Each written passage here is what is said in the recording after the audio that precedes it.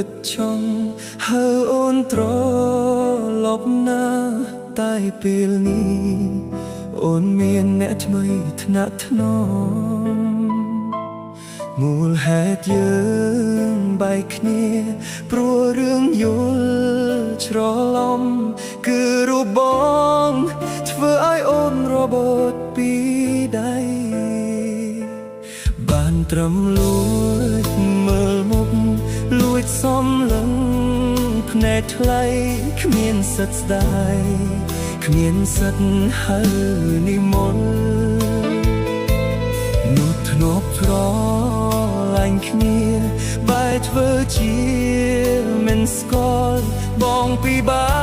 កទទួលយកការពិតណាជួបអូនដងបេះដូងបងដូចគេចាស់ត្រូវមួយដាវ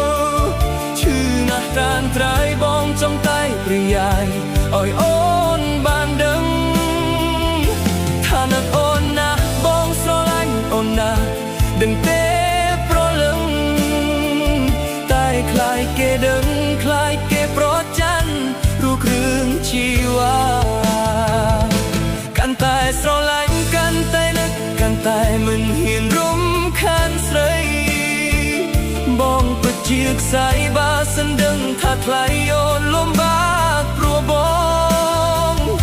សង្ឃឹមបែកគេអូនមិនលួចឈឺចាប់ដោយរូបបងចុះស្ងួនក្បែរគេចូលអូនឃើញទៅបងឈឺតែសប្បាយចិត្ត